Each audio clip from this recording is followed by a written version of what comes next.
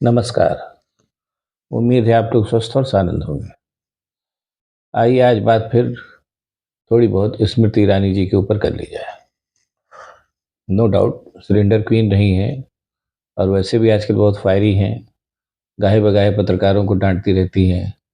अभी सुधीर चौधरी को उन्होंने टमाटर की याद दिलाने पर उन्होंने उनको जेल की याद दिला दी। नाविका कुमार जो है उनको भी उन्होंने कहा कि आप हमारे मामले में दखल-अंदाज़ी कर रही हैं, ये सब वो कर रहे हैं।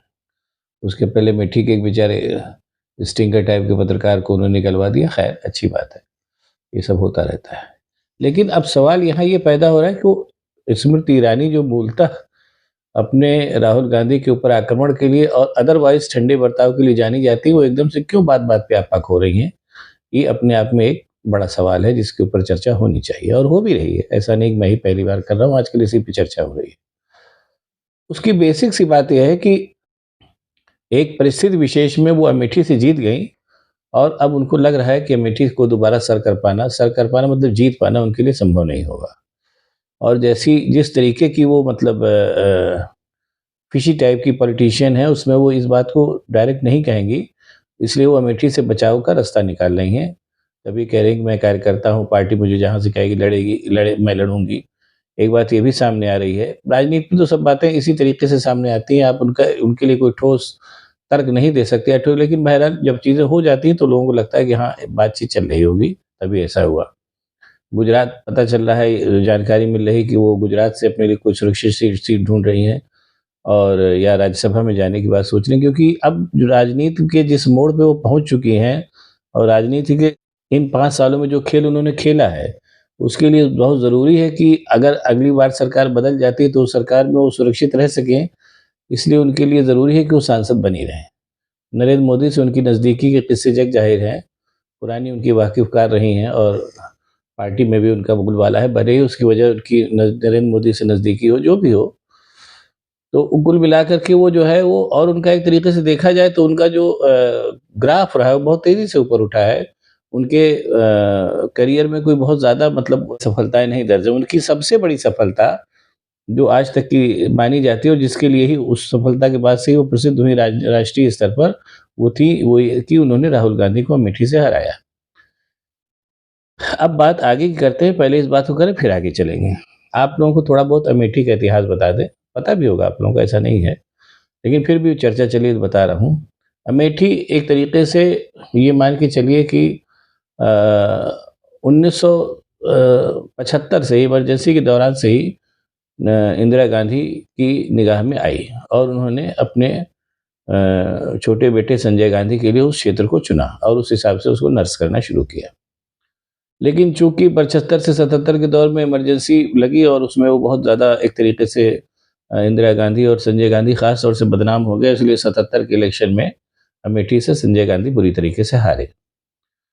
और उसके बाद उस समय आप और 77 से हारे वो और बहरहाल 80 में वो फिर जीत गए, अमेठी से जीत गए। अब यहाँ पर एक बात मैं और बताऊँगा आप लोगों को फिर मुझे लगता है कि आप में से कितनों को रविंद्र प्रताप सिंह का नाम याद है या फिर कितनों को राजनारायण का नाम याद है या फिर कुमार विश्वास को कवि के रूप में तो आप जानते हैं, पॉलिटिशियन के रूप में आप उनको कितना सफल मानते हैं। बात यहाँ से शुरू करते हैं। 77 में जब संजय गांधी हारे वहां से अमेठी से, तो उनके खिलाफ भारतीय जनता पार्टी के खड़े हुए रविंद्र प्रताप सिंह जो एक लोकल वकील थे और वो माहौल ऐसा था इमरजेंसी के खिलाफ कि उस समय उत्तर प्रदेश की सारी सीटें उस समय बनी, तत्काल नहीं बनी, जनता पार्टी ने जीती थी और ये कहा जा रहा था कि इमरजेंसी के खिलाफ जनता इस कदर नाराज थी कि बिजली के खंभे को भी खड़ा कर दिया जाता तो कांग्रेस हार जाती। माहौल सचमुच यही था। रविंद्र प्रताप सिंह अमेठी से जीते, संजय गांधी हारे, जबकि नो डाउट संजय गांधी अपनी कारगुजारियों से और इंदिरा गांधी के पुत्र होने के नाते नेशनल इंटरनेशनल फिगर थे और रविंद्र प्रताप सिंह एक लोकल वकील थे, दैट्स ऑल। एक बार हाँ, वो विधायक ज़रूर बन चुके थे उसके पहले 77 के पहले। बहरहाल 80 के चुनाव में रविंद्र प्रताप सिंह का कहीं पता नहीं था और उसके बाद से आज तक उनके बारे में कोई नहीं जानता। मुझे ख़्याल है कि ज़्यादातर लोग, अब जो नई जनरेशन है उसको रविंद्र प्रताप सिंह का नाम भी नहीं पता होगा, पुराने लोगों को भी भूल-भाल गया होगा।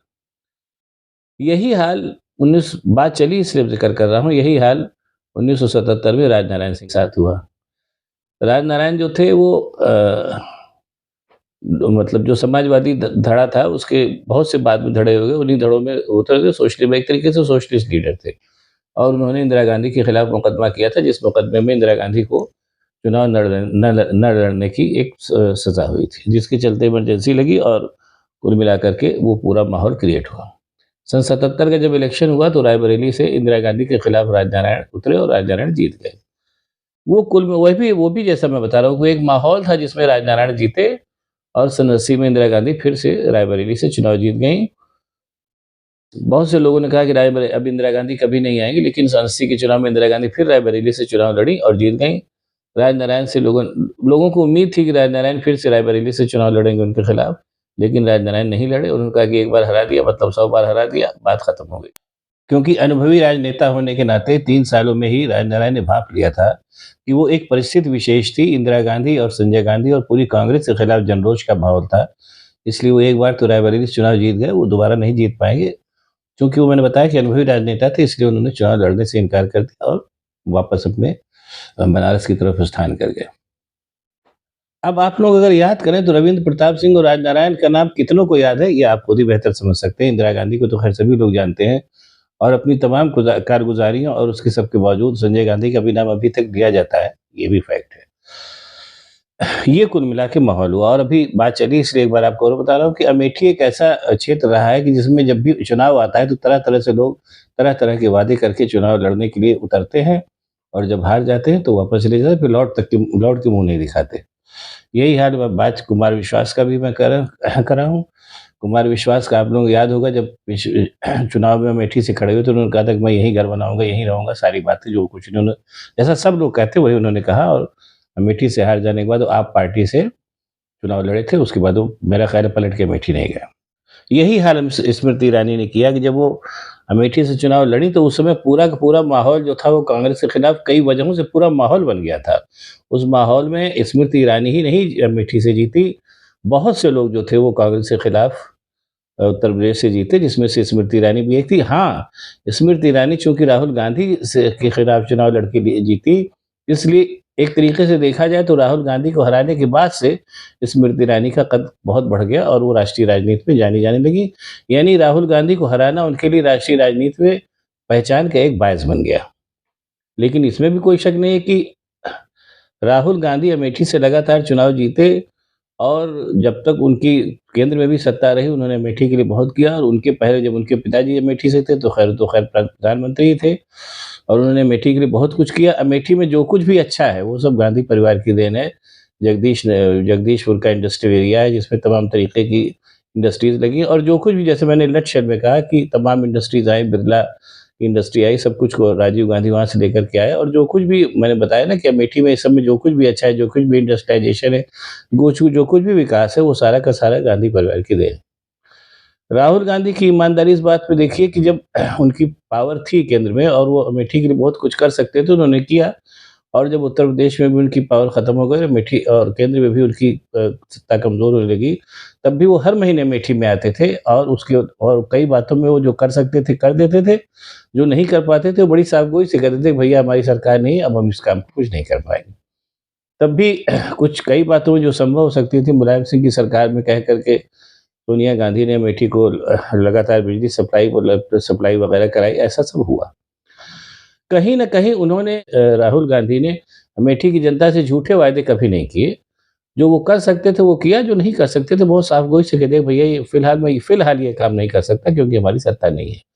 बावजूद उसके वो ये बात माननी पड़ेगी कि वो हर महीने अमेठी आते थे और जो संभव हो सकता था लोगों से मिलना-जुलना ये सब करते थे। मेरा ख़्याल है वो तमाम लोगों के काम भी कराते रहे होंगे जो उनके स्तर पे संभव होता रहा होगा।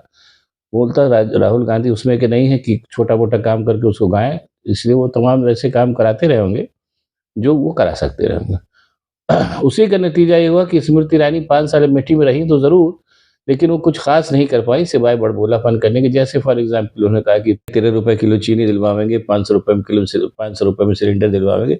ये तो वादे मुझे याद है, बाकी और भी कितने वादे उन्होंने लोकल लेवल पे किए होंगे नहीं पता।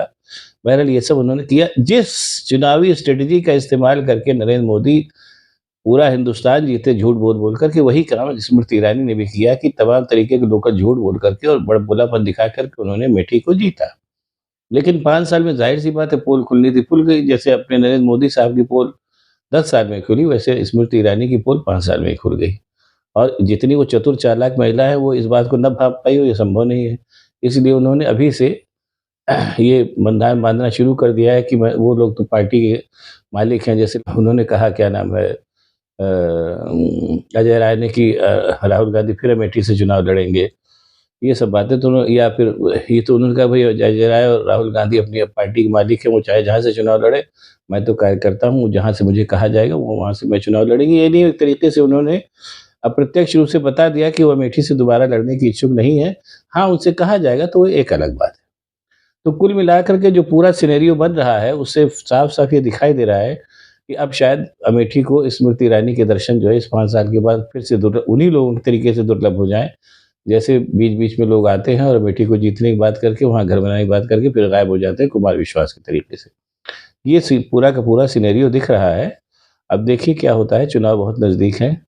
और जो माहौल, जैसा जो सर्वेज़ आ रहे हैं सामने, जो दिखाई दे रहा है, उससे ये कहने में कोई गुरेज़ नहीं है कि स्मृति ईरानी अगर दोबारा चुनाव लड़ी, तो या तो हार जाएँगी, कुल 55,000 वोट से ही जीती थी वो, या तो वो हार जाएँगी बहुत बुरी तरीके से, और या फिर ये भी हो सकता है कि वो अमेठी से ही बचाव करके निकल जाएँ और नरेंद्र मोदी से अपनी नज़दीकियों के चलते शायद गुजरात से कोई लोकसभा की सीट पा जाए या राज्यसभा में चली जाए। जैसे मैंने पहले कहा कि अब राजनीति में बने रहना उनके भविष्य में बचे रहने के लिए बहुत ही ज़रूरी है, इस ऐसा वो करेंगी।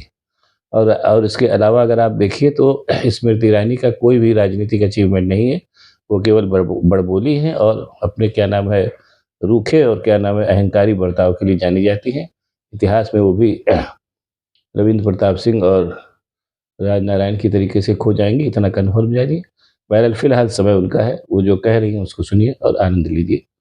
अब अगर आपको मेरा वीडियो पसंद आए तो इसको शेयर करिए, लाइक करिए और साथ ही साथ मेरे चैनल को सब्सक्राइब करिए, ताकि मैं और भी ऐसी बातें आपको बताता रह सकूँ। बहुत-बहुत धन्यवाद। नमस्कार।